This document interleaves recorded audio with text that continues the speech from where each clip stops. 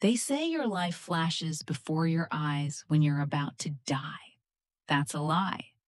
What flashes before you are the connections, the invisible threads tying one moment to the next, the cause and the effect. Friends, before we start the story, I want to ask you a small favor.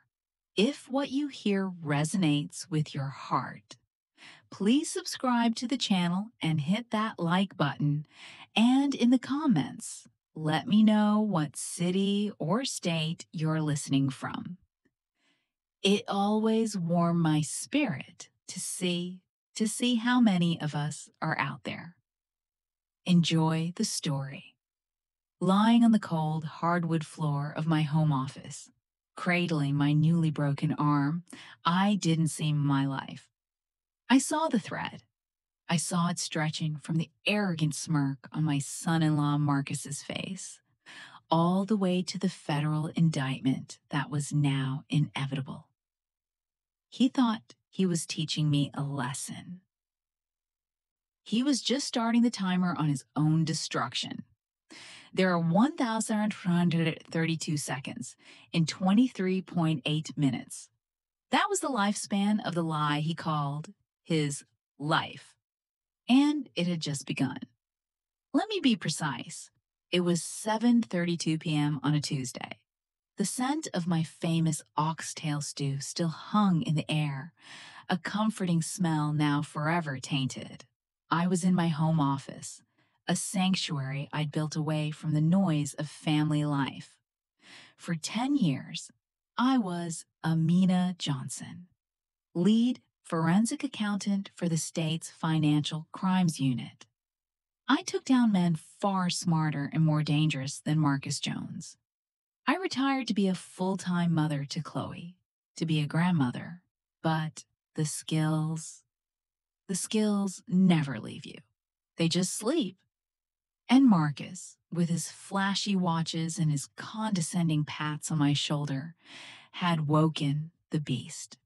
For 3 months, I'd been piecing it together. The fake investor reports, the shell companies with names like Apex Holdings and Stratton Ventures, the money flowing from elderly teachers' pension funds into his personal account in the Cayman Islands. He was running a classic Ponzi scheme, dressed up in a tech bro facade. And tonight, I'd finally breached his main server. The final file, a spreadsheet detailing every single fraudulent transaction, was downloading to my encrypted hard drive. That's when the door didn't just open, it exploded inward. He stood there, silhouetted in the doorway, not angry, cold, calculated. "I told you to leave the past in the past, Amina," he said, his voice low and steady. He'd never called me by my first name before. It was always Mom in that fake, saccharine tone. This was the real Marcus, the predator. "It's just old tax files." "Marcus," I lied, my body instinctively shielding the computer screen. He took 3 swift steps into the room. He didn't look at the computer. He looked at me. "You're a terrible liar. You always have been." He grabbed my left arm, his grip like iron. "You've been snooping.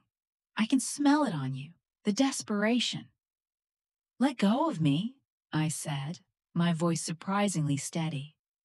He didn't let go. He smiled. It was the most terrifying thing I'd ever seen. "You need to understand your place in this family. You're the grandmother. You bake the cakes. You tell the old stories. You do not question me." He began to twist my arm. I tried to pull away, but he was stronger. He maneuvered me, using his body weight, pinning my arm back against the solid oak door frame. He was an engineer. He knew about leverage, about stress points. He knew exactly what he was doing. "This is for your own good," he whispered, his breath hot on my ear. "A clean break, a simple lesson." And then he applied the pressure. There was a sound I will never forget. It wasn't a snap. It was a pop, deep and wet, like a green branch splitting. The pain was immediate and blinding, a white-hot fire that shot from my elbow to my fingertips. My vision swam. I cried out, a short, sharp gasp I couldn't suppress. He released me. I slumped to the floor, clutching my arm, which was already beginning to swell and bruise, the bone visibly misaligned under the skin. He looked down at me, not with rage, but with satisfaction, like an artist admiring his work. "You fell," he stated, his voice flat. "You're getting clumsy in your old age. It happens. We'll get you a good doctor."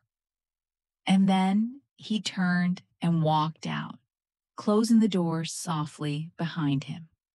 That was the worst part. The calm, the absolute certainty that he could do this in my own home and face no consequences.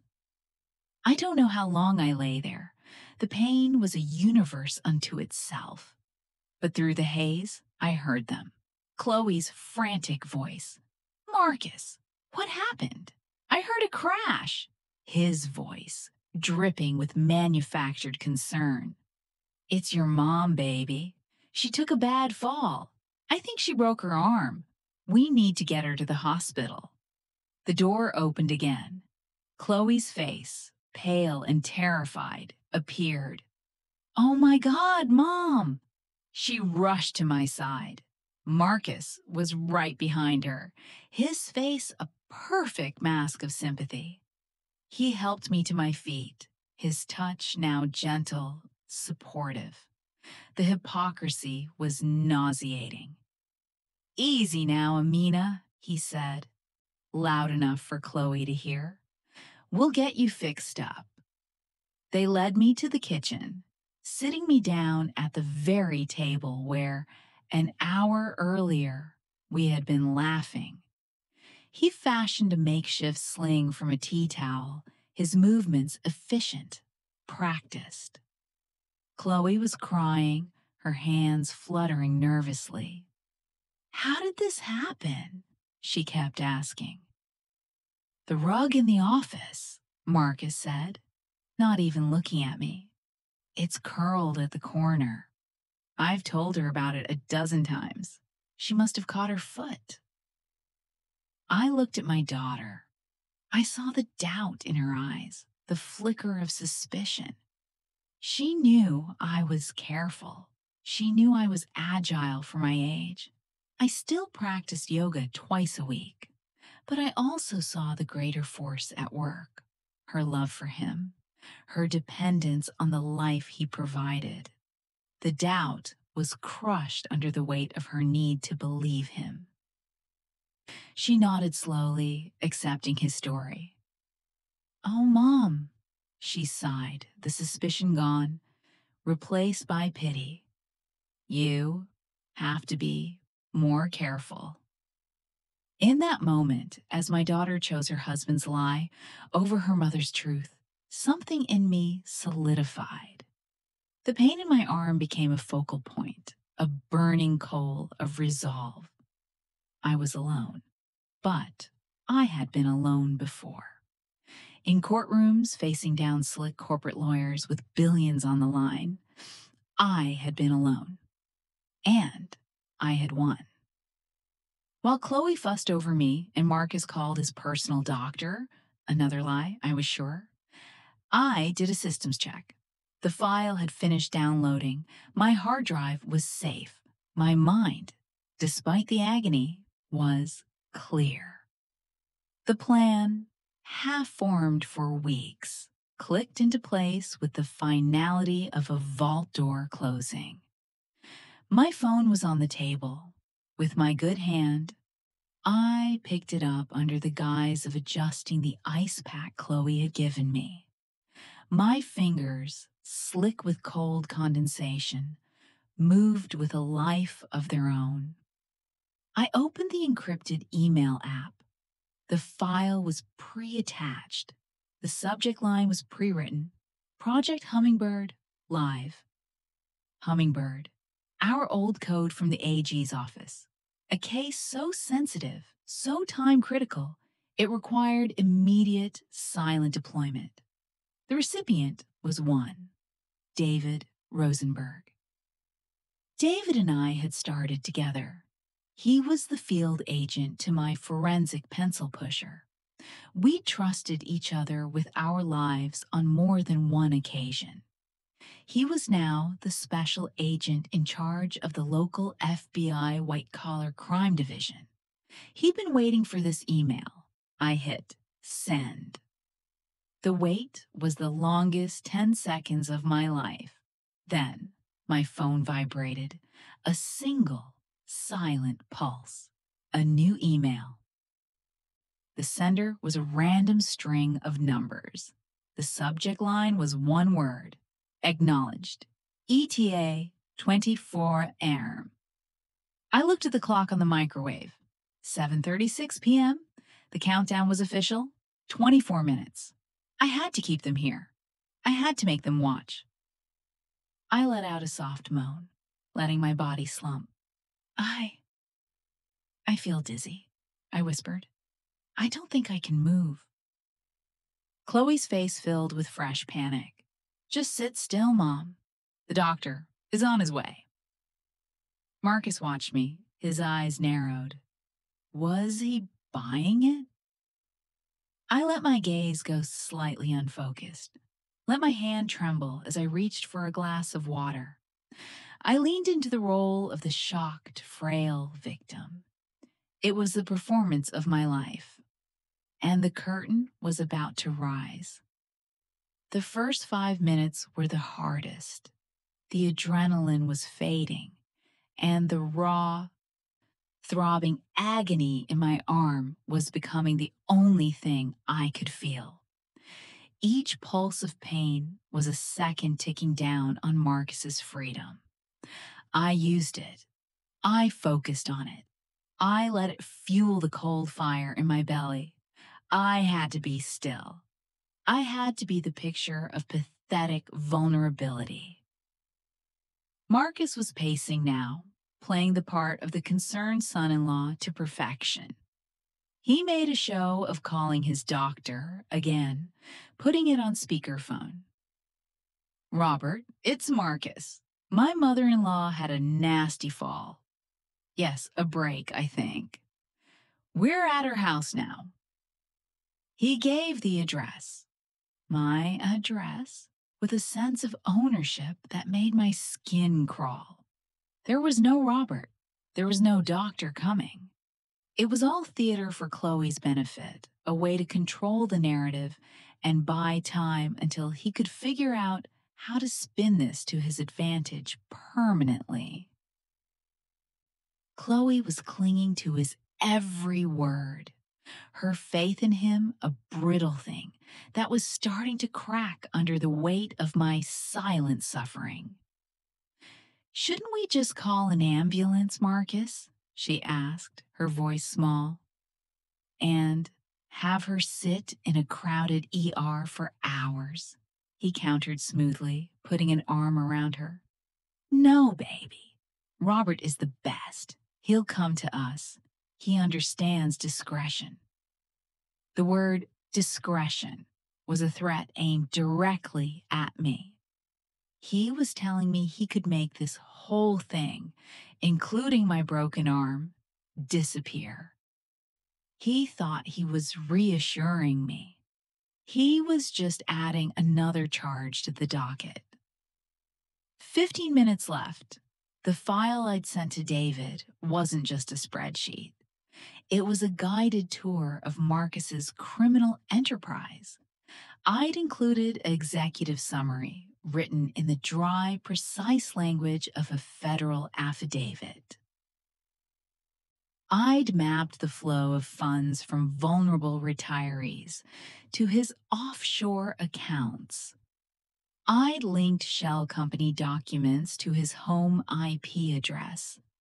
I'd even included audio, a recording I'd managed to get of him bragging to his partner about the dumb money that was pouring in. It was a prosecutor's dream, wrapped in a bow. 12 minutes. Marcus's phone buzzed. He glanced at it, and for the first time, I saw a flicker of unease. He silenced it. Work, he muttered to Chloe. But I knew. That was his partner, Eric. The first domino was teetering. The SEC freeze on their primary accounts must have just gone into effect. The digital noose was tightening, and Marcus, standing in my kitchen, was just starting to feel the choke. He tried to regain control of the room. "You know, Amina," he said, his voice taking on a patronizing tone. "This is exactly what I was worried about. This big old house is too much for you. The stairs, the loose rugs, it's a hazard. We've been looking at places at the Oaks. It's a beautiful assisted living community, full of people your own age." Chloe looked at him startled. "Marcus, we haven't talked about that." "It's time, sweetheart," he said, his voice softening, but his eyes hard on me. "For her safety. We can sell this place, use the money to ensure she's comfortable. I can handle all the paperwork." There it was, the real play, not just to hurt me, but to erase me, to package me away and liquidate my life, my home, the home I'd raised Chloe in, the home her father had built with me. Rage, clean and sharp, cut through the pain. But I didn't let it show. I just let a single tear trace a path down my cheek. A tear for Chloe to see. A tear of fear and confusion. She rushed to my side. "Mom, no one is making you do anything you don't want to do." But her voice lacked conviction. She was already being swayed. 8 minutes. My phone, still in my lap, vibrated again. A text from an unknown number. "In position." It was David. The team was outside. The world had shrunk to the dimensions of my kitchen. The air was thick enough to chew. Marcus felt it too. He stopped pacing. He looked at the windows, at the front door, an animal sensing a shift in the wind. "What was that?" he said, his head cocked. "What was what, honey?" Chloe asked. He didn't answer. He was listening to a sound the rest of us couldn't hear yet. The sound of his future collapsing. 5 minutes. I looked at my daughter. I saw the woman she could be, strong and independent, buried under the layers of fear and manipulation Marcus had wrapped her in. This wasn't just for me. This was for her. To give her a chance to see the truth, no matter how much it hurt. 3 minutes. Marcus's phone started ringing incessantly. Eric, then other numbers. He was ignoring them all, his face pale, sweat beading on his upper lip. The facade was crumbling. "God damn it," he muttered, turning the phone completely off. 2 minutes. I allowed myself a small, slow breath. The final act was about to begin. I had kept them here. The trap was about to spring. 1 minute. I made eye contact with Marcus, and for the first time since he broke my arm, I let him see me. Not the mother, not the victim, the forensic accountant, the hunter. I let all the cold, analytical certainty shine in my eyes. His own eyes widened in dawning, horrified comprehension. He took a step back. "You!" he breathed, the word barely a whisper. And then the doorbell rang. The sound of the doorbell was a perfectly ordinary, two-toned chime. But in the thick, charged silence of that kitchen, it was a gunshot. It was a verdict. It was the end of everything Marcus Jones had built his life upon. Chloe jumped, her hand flying to her chest. "Who is that?" she whispered, her eyes wide with a confusion that was about to turn to horror. Marcus didn't answer. He was frozen, staring at the front door as if it were the entrance to a tomb. His face, once a mask of arrogant control, was now a pale, sweating canvas of pure, undiluted fear. He knew.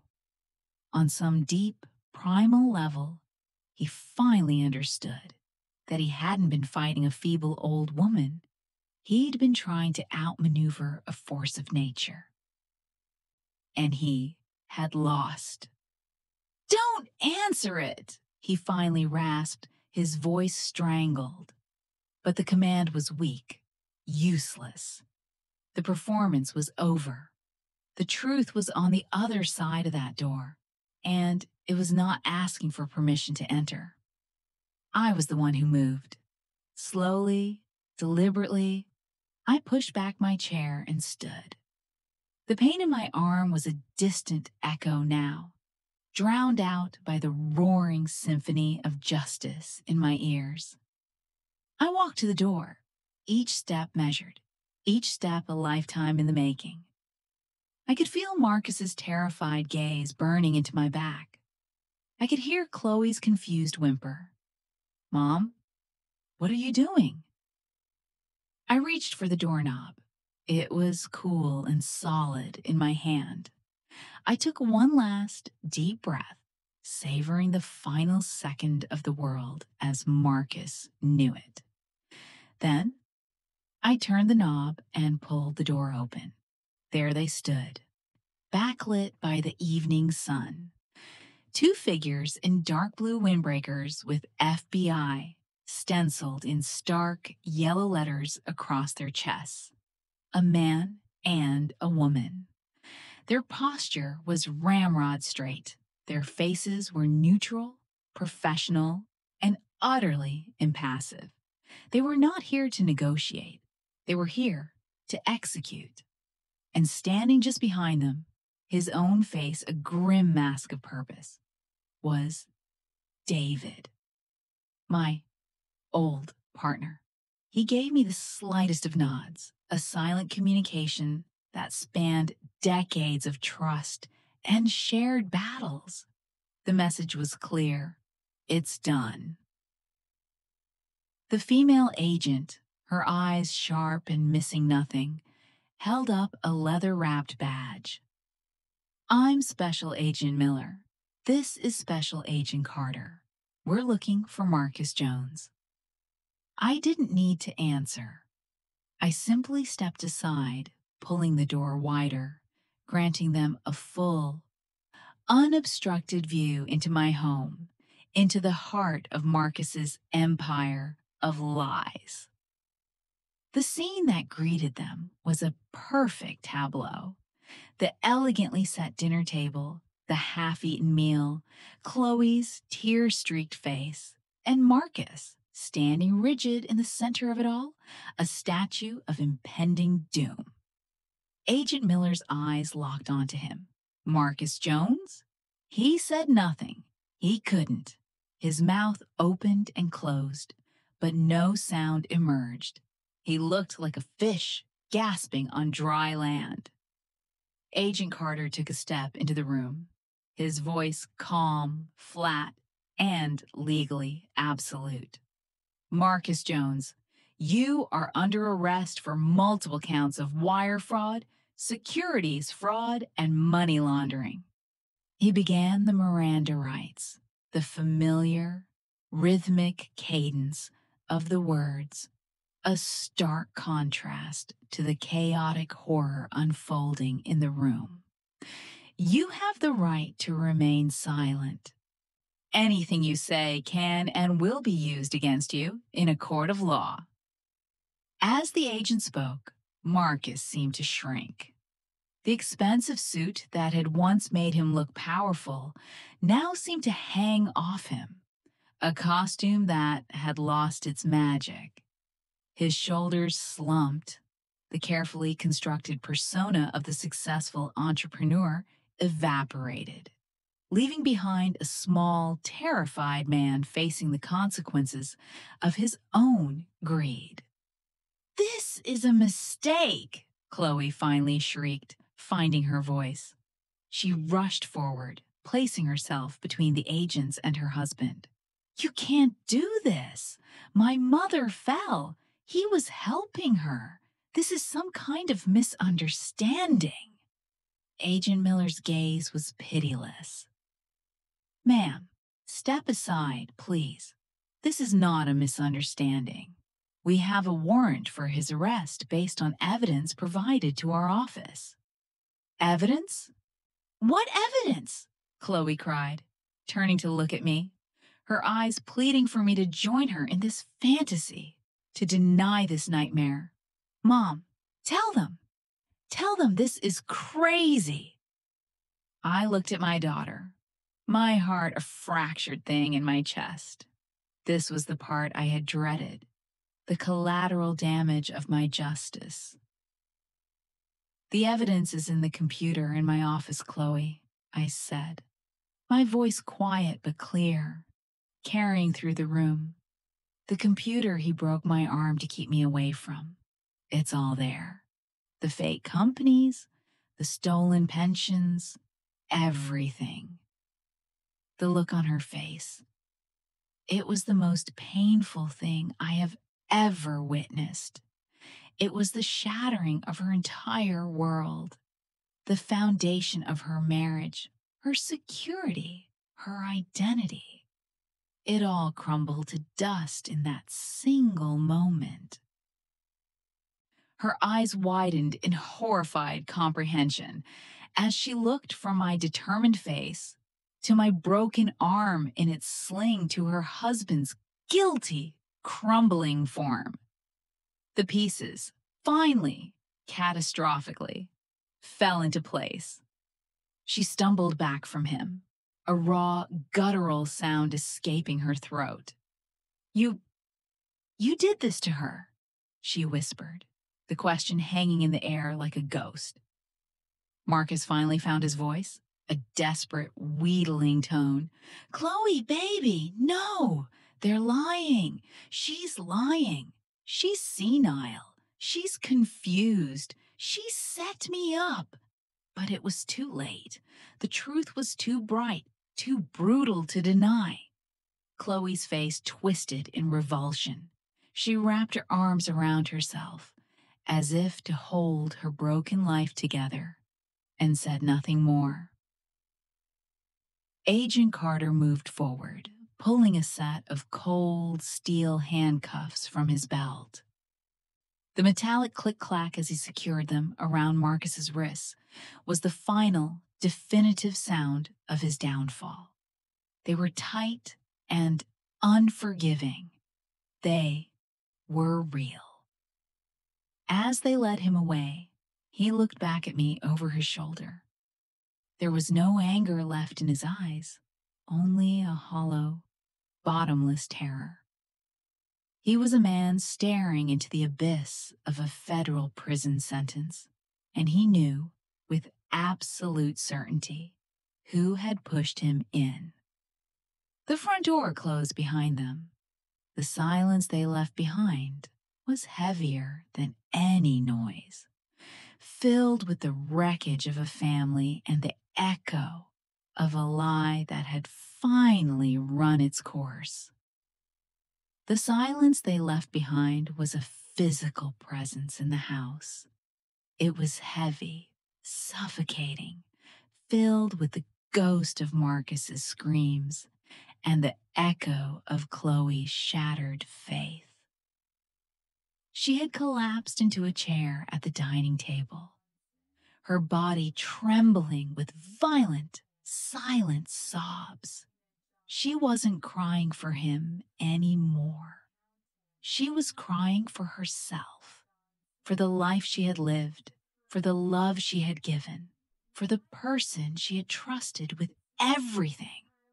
All of it built on a foundation of quicksand and lies. I stood by the door, my good hand still resting on the knob, feeling the cool brass beneath my fingers. The adrenaline that had sustained me for the last 24 minutes was gone, leaving me hollowed out, exhausted, and acutely aware of the throbbing, fiery pain in my arm. But beneath the exhaustion, there was a profound, unshakable calm. The scales had been balanced. The world had been set right. I walked to the kitchen and filled a glass with water. The simple, mundane act felt surreal. The world kept turning. The refrigerator hummed. Outside, a car drove by. Life went on, even as my daughter's life had just been obliterated. I brought the glass to Chloe and set it before her. She didn't look up. Her tears fell onto the polished wood of the table, each one a small dark stain. "He broke my arm, Chloe," I said softly, my voice the only sound in the vast, aching quiet. "He came into my office, found me looking at the evidence, and he deliberately snapped the bone. He told me it was a lesson. He told me I needed to know my place." She flinched as if I'd struck her. A fresh wave of sobs racked her body. I didn't know. I thought." The words wouldn't come. There were no words for this. "I know what you thought," I said, my voice gentle but unwavering. "You thought he was your protector, your provider, the man who built a golden cage around you and called it a palace. But the gold was fake, baby. It was all fake." I sat down beside her, the movement sending a jolt of pain up my arm. I ignored it. For 3 months, I watched him. I saw the little lies first, the inflated business deals, the mysterious partners who never had faces. Then I saw the bigger patterns, the money coming in from people who couldn't afford to lose it. Teachers, Chloe, retired firefighters, people who trusted him with their life savings, and he treated it like his personal piggy bank. She finally looked at me, her eyes red raw and filled with a new, dawning horror. "You knew for 3 months, and you didn't tell me?" It was the question I had been dreading, the question that would define our relationship from this moment forward. "What would you have believed, Chloe?" I asked, not with accusation, but with a weary sadness. "If I had come to you 3 months ago with spreadsheets and bank statements, and he had come to you with smiles and promises and a story about your paranoid, aging mother, who would you have chosen? Be honest with yourself." She opened her mouth to protest, to defend herself, but the truth strangled the words in her throat. She looked away, ashamed. She knew the answer. She would have chosen him. She had been choosing him for years, over little pieces of me, until I was almost entirely erased. "I had to let you see it for yourself," I continued, my voice barely a whisper. "I had to let you see the man he truly was, not through my eyes, but through your own, even if it meant..." even if it meant letting him break me to do it. The weight of that sacrifice settled between us. My broken arm was no longer just an injury. It was the price I had been willing to pay for her freedom. It was the ultimate evidence. She reached out a trembling hand and gently touched the cast, her fingers tracing the hard, unyielding plaster. It was the first time she had truly seen me, her mother, not as a supporting character in her life, but as a person who had fought a silent, brutal war for her. A new kind of tears came then, not the hysterical sobs of shock, but the deep, quiet, grieving tears of understanding. She leaned forward and rested her head on my good shoulder, and I held her as she cried for everything we had both lost and for the fragile, painful possibility of what we might now rebuild. The days that followed were a blur of pain medication, police statements, and lawyer consultations. The real doctor, a kind, efficient man from the hospital, set my arm properly and told me it would heal. But I might always have a slight ache in cold weather, a small, permanent reminder. The story broke in the news, of course. Local financier arrested in multi-million-dollar Ponzi scheme. They showed pictures of Marcus being led into a federal building, his head covered by a jacket.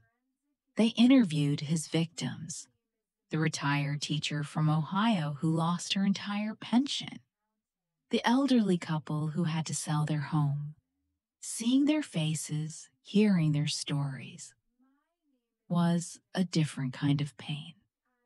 It was the pain of knowing my inaction, my desire to protect my daughter, had allowed this to continue for as long as it had. Chloe was adrift. The golden life was gone.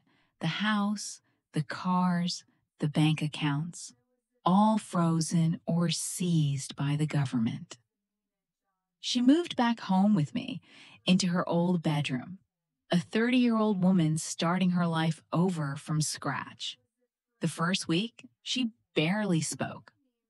She moved through the house like a ghost, shrouded in shame and anger. She was angry at Marcus, yes, but she was also deeply, profoundly angry at me for knowing, for not telling her, for being the one who had to hold the mirror up to her life and show her the cracks. We started therapy, both of us, together and separately. It was in those sterile, quiet rooms that the real work began. We talked about control. We talked about trust.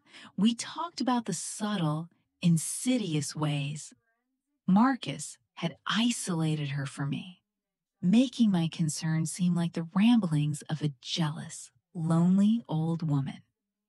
We unpacked the years of manipulation, and with each session, a little more of the weight she carried was lifted. I also had to face my own failures.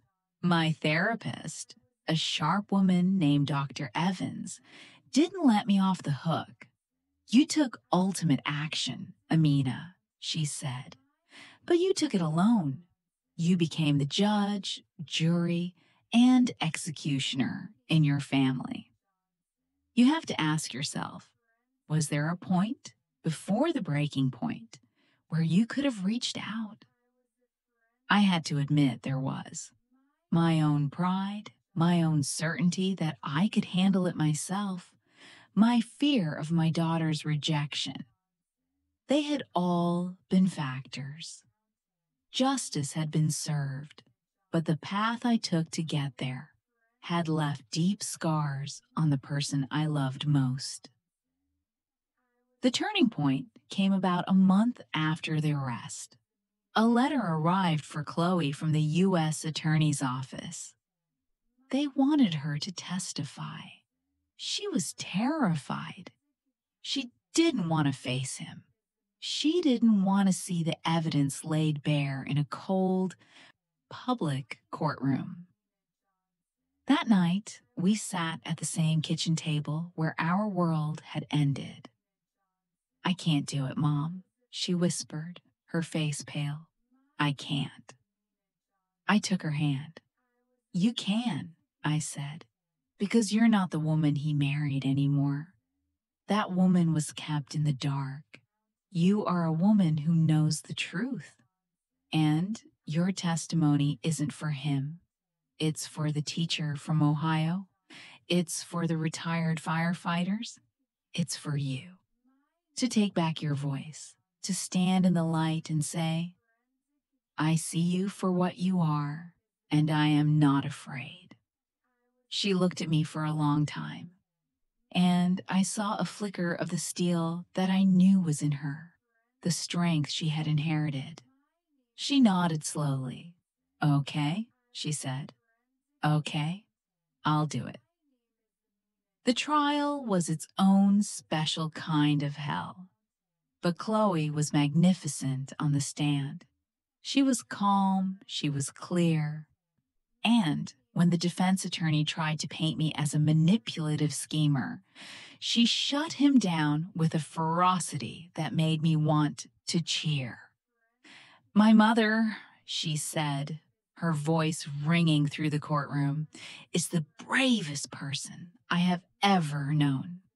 She was willing to sacrifice her own safety, her own relationship with me, to expose a predator and protect innocent people. If that is a schemer, then I hope to God there are more schemers in this world." Marcus was found guilty on all counts. The sentence was 25 years.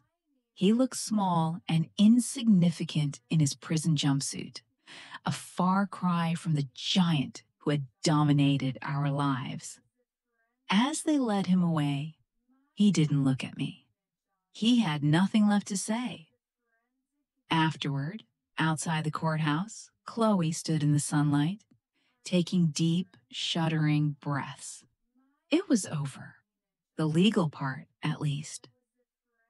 The emotional reconstruction would take years, maybe a lifetime. But the foundation was solid now. It was built on truth, however painful. She turned to me, her eyes clear for the first time in years. "Thank you, Mom," she said, "for not giving up on me." We walked away from the courthouse together, two wounded but unbroken women. My arm, now out of its cast but still tender, linked through hers. The scar was there, a pale line against my skin, a reminder of the break. But it was healed, just like us. They say revenge is a dish best served cold. They say it leaves you empty. They're wrong. What I served wasn't revenge. It was accountability. It was consequence. It was the restoration of a moral order that had been violently upended. It was the careful, precise application of pressure to a corrupted system until it shattered, allowing something new and honest to grow in its place. Did it leave me empty? No. It filled me with a hard-won peace. It returned my daughter to me. It proved that no matter how deep the lie, how powerful the liar, the truth has a gravity all its own. It always, eventually, pulls them down. My name is Amina Johnson. I was a forensic accountant. I am a mother. And I am the calm, patient force that waits in the quiet until the moment comes to balance the scales. In the end, karma always knocks. Do you believe karma always comes back sooner or later? If you believe in justice served with quiet power, subscribe to Karma Wisdom Tales.